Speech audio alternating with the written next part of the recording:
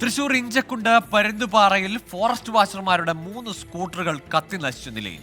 പരുന്തുപാറ കുതിരവളവിൽ ഇന്നുച്ചയ്ക്കായിരുന്നു സംഭവം.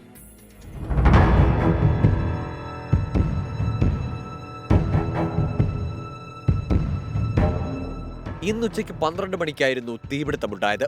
മുപ്ലിയം ഫോറസ്റ്റ് സ്റ്റേഷനിലെ reserve forest watcher I Nikhil, താൽക്കാലിക വാച്ചർമാരായ KA ഷൈജു, VU ജയൻ എന്നിവരുടെ വാഹനങ്ങളാണ് കത്തി നശിച്ചത്.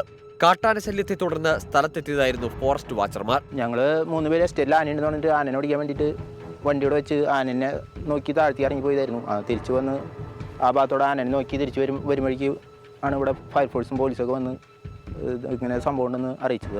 അറിവ് പ്രകാരം ഞങ്ങൾ വരുമ്പോൾ ഇവിടെ വണ്ടി കത്തിയെല്ലാം കഴിഞ്ഞിരുന്നു. കുതിരവളവിലെ തോട്ടത്തിന് സമീപമായിരുന്നു വാഹനങ്ങൾ പാർക്ക് ചെയ്തിരുന്നത്. വാഹനങ്ങൾ പൂർണ്ണമായും കത്തി നശിച്ചു.